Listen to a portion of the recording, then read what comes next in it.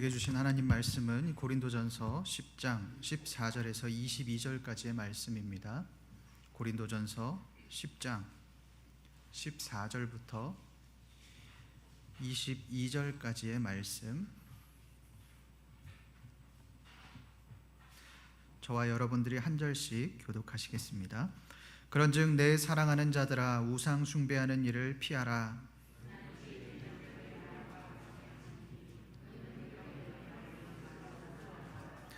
우리가 축복하는 바 축복의 자는 그리스도의 피에 참여함이 아니며 우리가 떼는 떡은 그리스도의 몸에 참여함이 아니냐.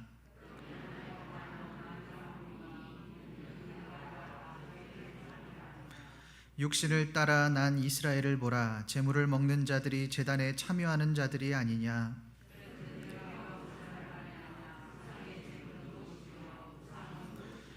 무릇 이방인이 제사하는 것은 귀신에게 하는 것이요 하나님께 제사하는 것이 아니니 나는 너희가 귀신과 교제하는 자가 되기를 원하지 아니하노라.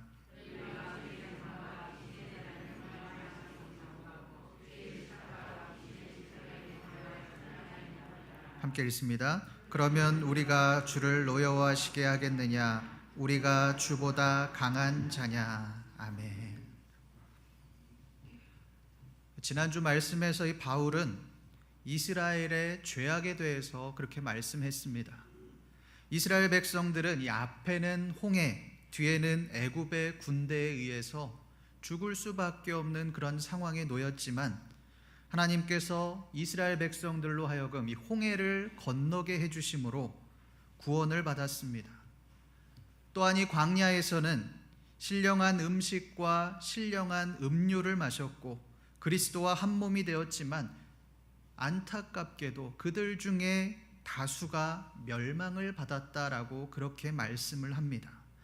바울은 그 이유에 대해서 우상 숭배와 음행, 또한 하나님을 시험했기 때문에, 또한 하나님을 원망했기 때문에 이 일들이 일어났다라고 그렇게 말을 합니다. 사실 이 10장 말씀에서 이 우상 숭배에 관한 말씀은 이 9장의 마지막 부분과 연결지어서 보아야 하는 말씀입니다. 우리가 이 고린도전서 10장 1절을 시작할 때 이 영어 성경으로 보면 전치사 포로 시작을 합니다. 이 포라고 하는 단어는 뭐뭐를 위해 또 뭐뭐에 대해라는 뜻입니다.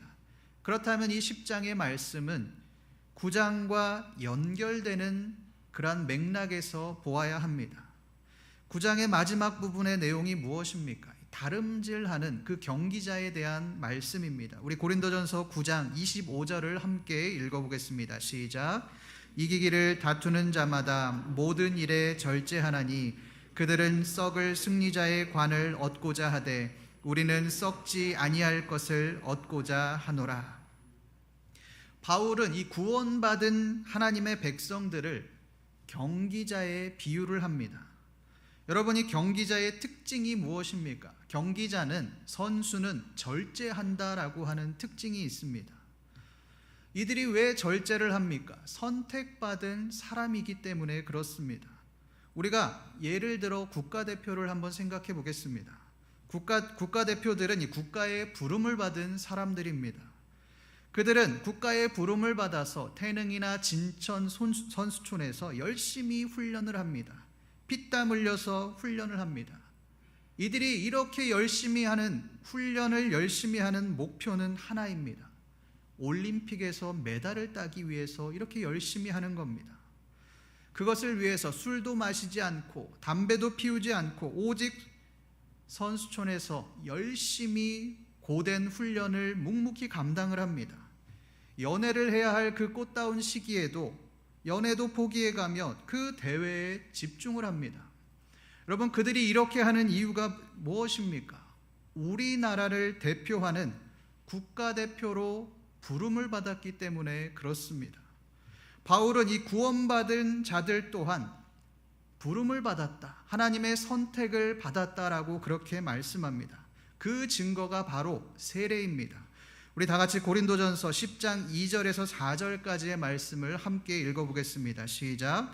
모세에게 속하여 다 구름과 바다에서 세례를 받고 다 같은 신령한 음식을 먹으며 다 같은 신령한 음료를 마셨으니 이는 그들을 따르는 신령한 반석으로부터 마셨음에 그 반석은 곧 그리스도시라. 이스라엘 백성들은 다 같은 음식을 먹었습니다. 모든 백성들이 광야에서 하나님이 주신 만나를 먹고 또 반석에서 나온 그 물을 함께 마셨습니다. 그리고 그리스도와 한 몸이 되었습니다. 이것은 우리가 하나님의 자녀로 부름을 받고 또 선택이 되었다라고 하는 것을 말씀하는 것입니다. 그런데 하나님의 부름을 받고 선택을 받은 구원받은 너희들이 왜 절제하지 못하느냐? 이 말을 바울이 하고 있는 것입니다. 특별히 오늘 말씀에서 바울은 앞서 언급한 여러 가지 죄악들 중에 우상 숭배에 대한 말씀을 다시금 언급하고 있습니다. 왜 이것을 바울이 다시 한번 언급하고 있을까요? 고린도 교인들이 우상 숭배의 자리로 나아갔기 때문에 그렇습니다.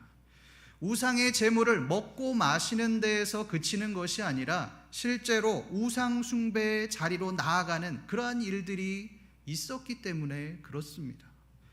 그렇다면 우리가 한번 생각해 보겠습니다. 도대체 왜 고린도 교인들은 우상 숭배의 자리로 나아갔을까요? 그들은 분명히 그것이 죄인 줄 알았습니다. 하나님께서 싫어하는 것을 알고 있었습니다. 그럼에도 불구하고 왜 그들은 우상 숭배의 자리로 나아갔을까요?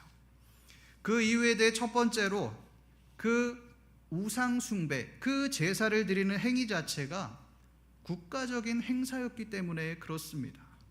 우리가 로마의 신들이라고 하면 우리가 잘 아는 이 제우스나 아프로디테, 포세이돈 이런 올림푸스의 12가지 신들을 생각해 볼 수 있습니다. 이것이 로마가 섬기던 그러한 신들입니다.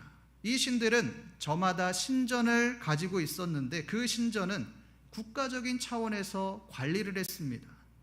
또한 이 로마의 달력은 종교적인 예식에 따라서 구성이 될 정도로 이 신들에 대한 제사는 국가적인 행사였습니다.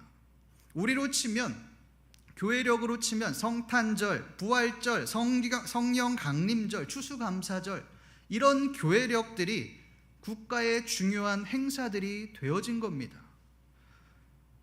이 제사에 참여하지 않으면 어떻게 되느냐? 불이익을 당하게 되는 겁니다.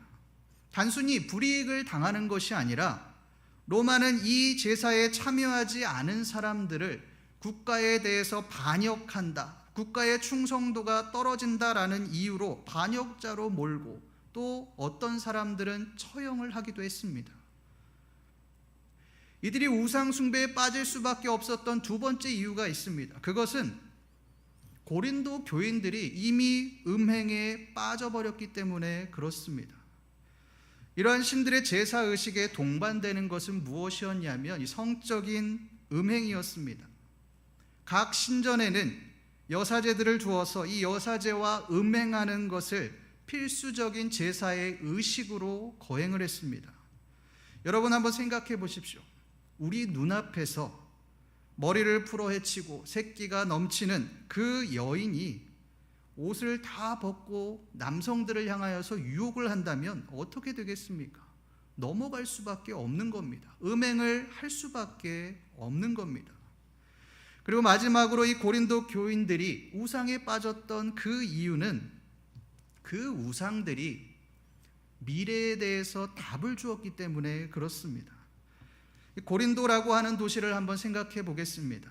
고린도라고 하는 도시는 항구 도시입니다. 그들은 주로 배로 무역을 하면서 그렇게 생활했습니다. 뱃사람들은 여러분들도 아시다시피 언제 죽을지 모르는 사람들입니다.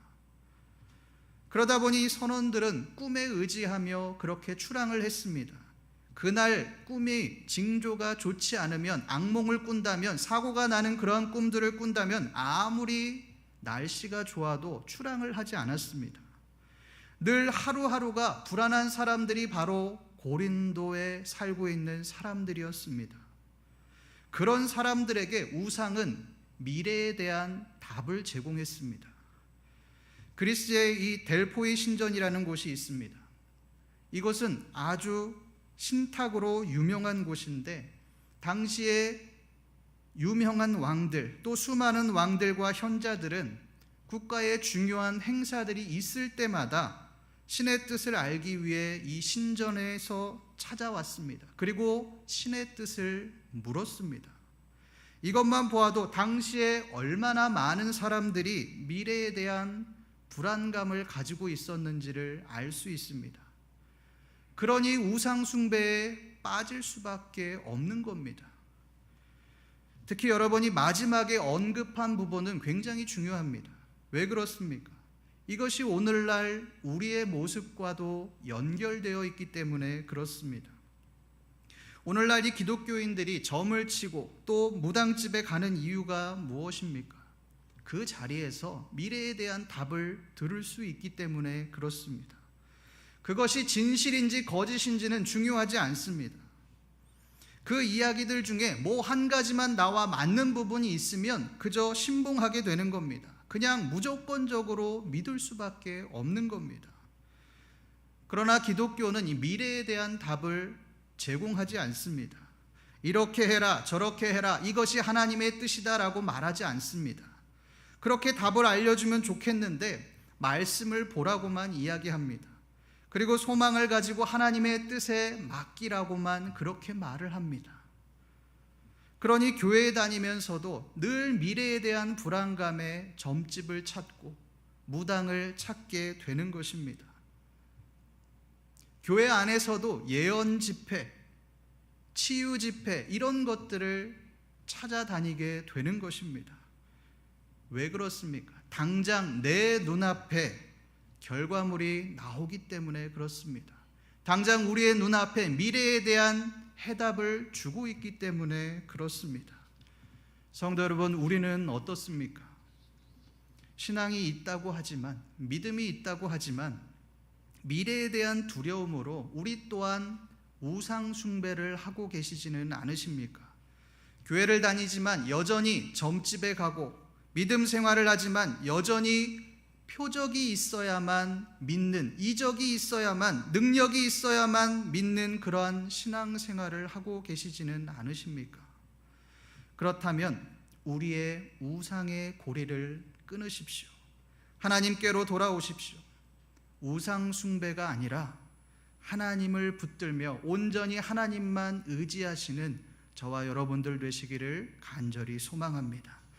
그렇다면 이 바울은 이것에 대해서 뭐라고 말씀을 하고 있습니까? 우리 14절 말씀을 함께 읽어보겠습니다. 시작. 그런즉 내 사랑하는 자들아 우상 숭배하는 일을 피하라. 바울은 간단하게 이야기합니다. 뭐라고 말합니까? 우상을 피하라라고 그렇게 말씀합니다. 여기에서 이 피하라는 말은 단순히 우상 숭배하지 마라 이런 뜻이 아닙니다. 영어로 flee, 도망치라는 의미입니다. 우상의 근처도 얼씬거리지 말라 이런 뜻입니다.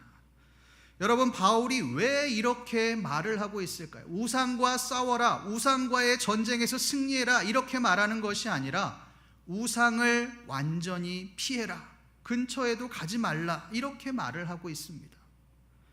바울이 왜 이렇게 말을 하고 있을까요? 인간의 힘으로는 그 유혹을 이길 수 없기 때문에 그렇습니다. 여러분, 우리가 고린도의 그 신전 앞에 서 있다고 한번 생각을 해보십시오. 모든 사람들이 다 신전 앞에서 우상에게 제사를 드리고 있습니다.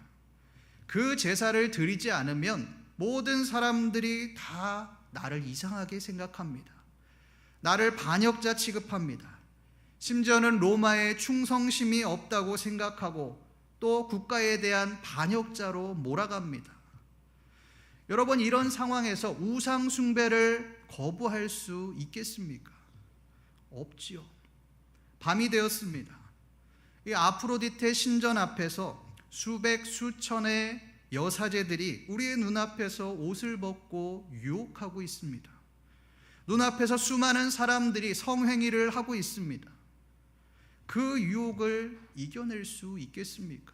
없습니다. 아니, 이겨내고 싶지 않을지도 모르겠습니다. 남성으로서 그 유혹을 이겨낸다라고 하는 것은 거의 불가능한 일입니다. 그러니 바울은 그 우상 숭배의 자리를 떠나라고 그렇게 말씀하고 있습니다. 그 신전 근처에도 가지 마라. 그런 사람들 근처에 어울리지 마라. 그 자리를 떠나라라고 아주 강력하게 말을 하고 있습니다. 그런데 여러분이 14절에서 바울의 어투를 한번 보십시오. 바울이 뭐라고 말합니까? 사랑하는 자들아 라고 그렇게 말을 합니다. 여러분이 바울이 말을 하는 그 대상이 누굽니까? 우상을 숭배하는 이 고린도 교인들입니다.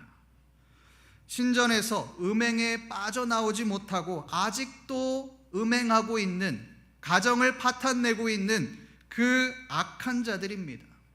하나님의 은혜를 체험했지만 하나님을 저버린 배은망덕한 사람들입니다. 그들은 이스라엘 백성들과 같이 멸망을 당해야만 마땅한 그런 사람들입니다. 그러나 바울은 그 고린도 교인들을 향하여 죄인이라고 말하지 않습니다. 멸망당해야 하는 자들이다라고 그렇게 말하지도 않습니다.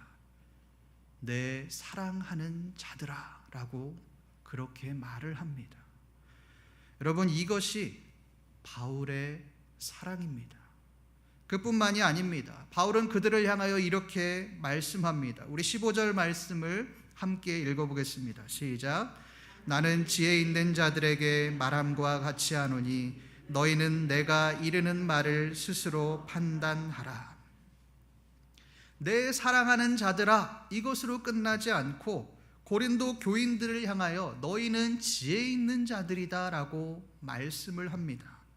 너희는 잘못했다, 너희는 범죄자다, 너희는 용서받을 수 없는 자들이다 라고 말하는 것이 아니라 스스로 판단하라, 너희는 스스로 판단할 수 있는 자다, 이렇게 말을 합니다. 이 말은 고린도 교인들을 존대하고 존중한다는 말입니다. 여러분, 바울이 고린도 교인들을 이렇게 존중하는 근거가 어디에 있습니까? 그들의 신앙이 아닙니다. 그들의 믿음 때문에 존중하는 것이 아닙니다. 그들이 하나님께서 선택하신 그리스도인들이기 때문에 존대하고 존중하는 것입니다. 그리스도의 몸을 입고 또 그리스도의 피를 힘입어 세례를 받은 그리스도인들이기 때문에 존중하고 있는 것입니다. 성도 여러분, 우리에게도 이런 바울의 사랑과 존중의 마음이 있으시기를 소망합니다. 교회 안에도 고린도 교인들처럼 믿음이 연약한 자들, 넘어진 자들, 심지어는 우상 숭배하는 자들이 있습니다. 그들을 향하여 어떻게 반응하십니까? 너는 잘못됐어, 너는 죄인이야, 그렇게 하면 안 돼, 그렇게 하며 정죄하고 계시지는 않으십니까? 우리는 아랫사람, 연약한 사람들을 정복의 대상으로 봅니다. 나보다 힘이 없으니 너는 내 말을 들어야 해, 너는 잘못됐어, 너는 틀렸어, 그렇게 말하기도 합니다. 그러나 여러분, 기독교의 정신은 정복이 아닙니다. 사랑입니다. 사랑하면 그 사람이 아랫사람이라도, 별 볼 일 없는 사람이라도 존중하는 겁니다. 그 사람에게 문제가 있어도 품어주는 겁니다. 우리는 윗사람에게 존중은 참 잘합니다. 그러나 아랫사람, 별 볼 일 없는 사람, 사람들이 무시하는 그런 사람들은 함부로 대합니다. 쉽게 정죄하고 쉽게 상처를 줍니다. 그러나 여러분, 예수님은 그렇게 행하지 않으셨습니다. 당시 높은 위치에 있었던 그 바리새인들과 서기관들을 향하여 독설을 내뱉으셨습니다. 이빠른 소리들을 참 많이 하셨습니다. 반면에 사람들이 거들떠도 보지 않는, 사회적으로 무시를 당하는 그 약자들, 과부와 병자들, 또 매국노라고 외치는, 무시당하는 그 세리와 죄인들의 친구가 되어주셨습니다. 그들을 향하여 사랑의 손길을 내밀어 주셨습니다. 성도 여러분, 우리가 먼저 낮아지셨으면 좋겠습니다. 우리가 먼저 손을 내밀었으면 좋겠습니다. 그때 우리를 통해서 진정한 복음의 능력이 흘러나오게 될 것입니다. 그렇다면 우리가 어떻게 우상을 피할 수 있을까요? 우리 오늘 말씀 16절에서 17절까지의 말씀을 함께 읽어보겠습니다. 시작.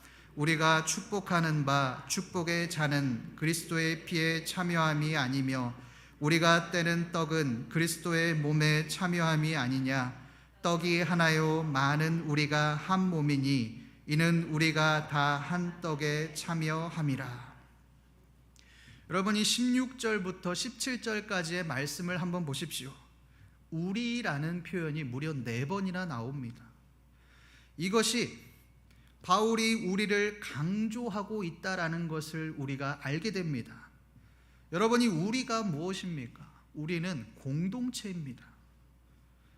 바울이 우리라는 표현을 무려 4번이나 사용한 것은 이 우리라고 하는 공동체를 통해 우상을 피하고 또 우상의 유혹에 넘어가지 않을 수 있다라고 하는 것을 아주 강력하게 말하고 있는 것입니다.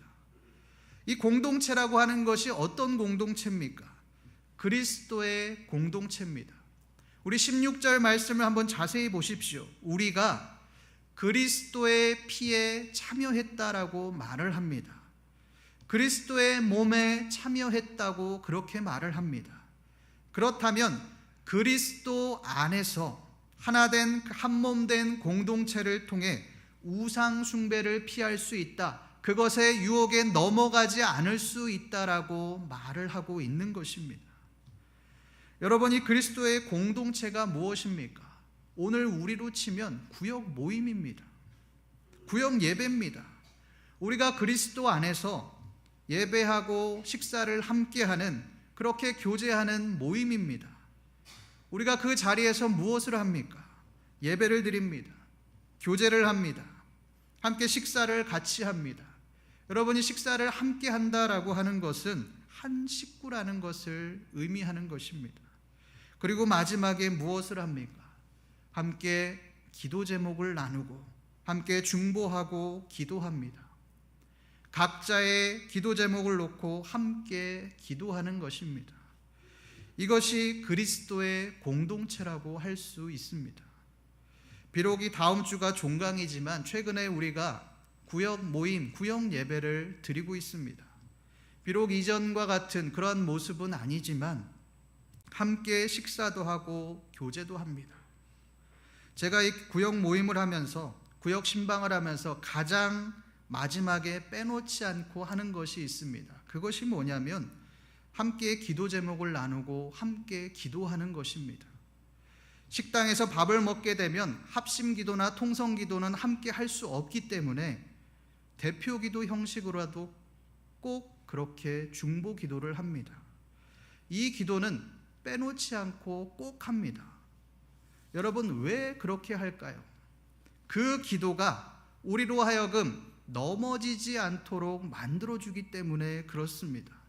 내 힘으로는 우리 앞에 펼쳐진 그 문제들을, 그 우상 숭배의 유혹을 이겨낼 수 없기 때문에 함께 그리스도의 공동체 안에서 함께 기도하고 또 함께 중보하면서 그것을 이겨낼 수 있는 힘을 얻게 되는 것입니다.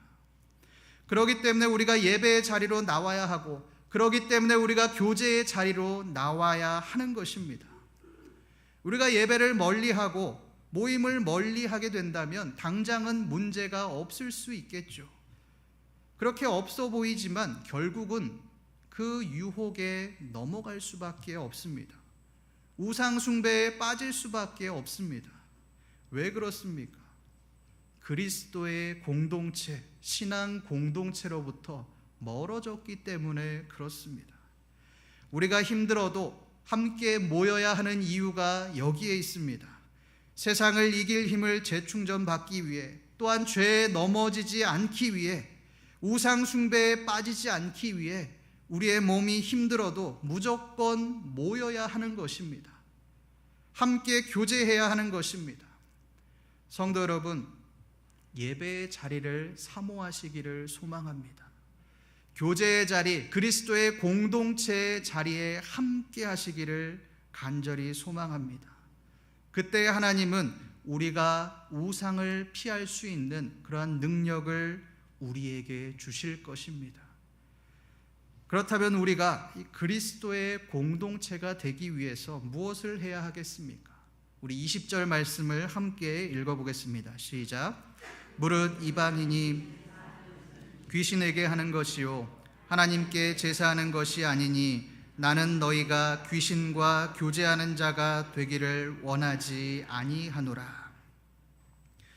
이방인이 제사하는 것은 이 귀신에게 하는 것이요 이방인들도 똑같이 우리처럼 공동체를 이룬다는 것입니다. 함께 모이고 교제합니다. 아니 우리들보다 더 잘 모입니다. 그러면 이들도 공동체 아닙니까? 이런 말을 하실지도 모르겠습니다. 맞습니다. 그런데 그들에게는 어떤 문제가 있습니까? 그 공동체는 하나님을 섬기지 않습니다. 음행을 합니다. 자기 아내, 자기 남편을 버리고 바람을 피웁니다. 하나님이 아니라 그 자리의 주인이 내가 되어집니다. 내가 좋으면 나를 위한 것이라면 무엇이든 합니다. 여러분, 그런 사람들과 하나님의 백성이 어떻게 한 몸이 될 수 있겠습니까? 한 몸이 될 수 없습니다. 그런 사람들은 하나님과 그 음행, 성적인 음행들을 저울질하다가 결국은 세상으로 떠날 수밖에 없습니다. 돈을 최고의 가치로 여기는 사람들은 결국 돈을 쫓아 신앙을 저버리게 되어 있습니다. 왜 이렇게 합니까?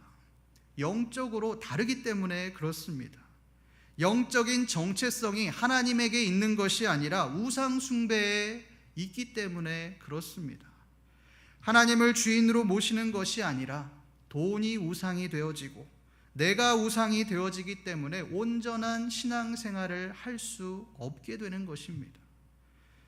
여러분이 우리도 마찬가지 아닙니까?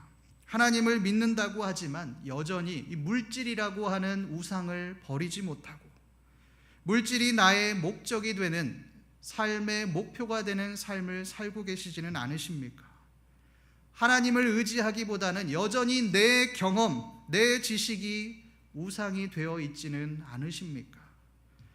그런 우리들에게 바울은 이렇게 말씀합니다. 우리 21절 말씀을 함께 읽어보겠습니다. 시작. 너희가 주의 잔과 겸하여 마시지 못하고 주의 식탁과 귀신의 식탁에 겸하여 참여하지 못하리라. 너희가 우상을 택하든지 아니면 하나님을 택하든지 둘 중에 하나만 택하라는 것입니다. 검은색이든 흰색이든 그 중에 하나를 택하라는 것입니다. 많은 사람들이 이 두 가지 사이에서 왔다 갔다 합니다. 내 필요와 목적에 따라 어떨 때는 하나님을 붙들었다가 또 어떨 때는 좀 편해지고 살만하면 그것이 하나님의 은혜가 아니라 내가 한 것이라고 그렇게 방향을 돌려버립니다. 하나님이 주인이 아니라 물질이 주인이 되는 삶을 살아갑니다. 이런 사람들은 결국 신앙생활 자체가 내가 원하는 것을 얻기 위한 수단이 되어질 수밖에 없습니다. 하나님을 믿는 이유가 내가 원하는 것을 얻기 위해 믿는 것이 되어지게 됩니다. 하나님은 우리에게 두 마음을 품지 말라고 그렇게 말씀하십니다. 오직 하나님만을 선택하고 은혜를 사모하라고 그렇게 말씀하십니다. 성도 여러분, 우상을 피하십시오. 어떤 순간에도 하나님만을 붙드시기를 소망합니다. 말씀을 정리하겠습니다. 바울은 우상의 제물을 그 먹는 문제를 가지고 우상 숭배에 대한 접근을 합니다. 여러분이 우상의 제물을 먹는 것은 문화적인 문제이기 때문에 아무런 문제가 되지 않는다는 겁니다. 그러나 그 우상을 숭배하는 일은 절대로 하지 말아야 할 그런 행동입니다. 고린도 교인들은 우상의 제물을 먹는 그 일을 넘어서 우상을 숭배하는 데까지 이르렀습니다. 오늘 말씀에서 이 바울은 고린도 교인들을 향하여 그 우상의 자리를 피하라, 그 우상을 피하라고 아주 강력하게 말씀합니다.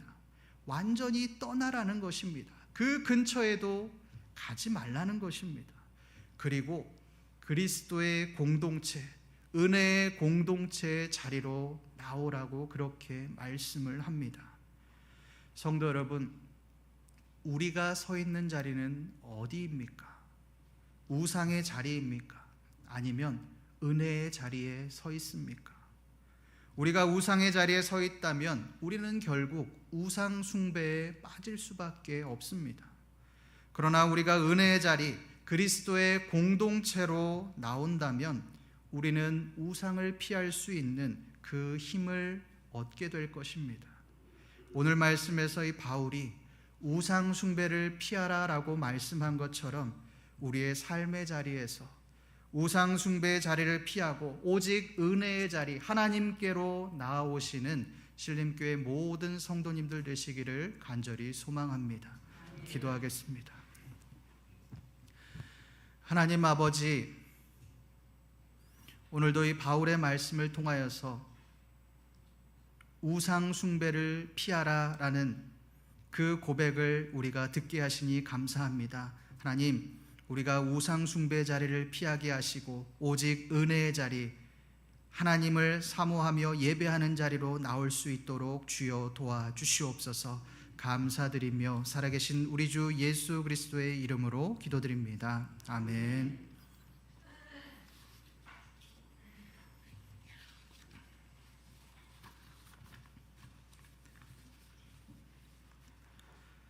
교회 소식을 전해드리겠습니다.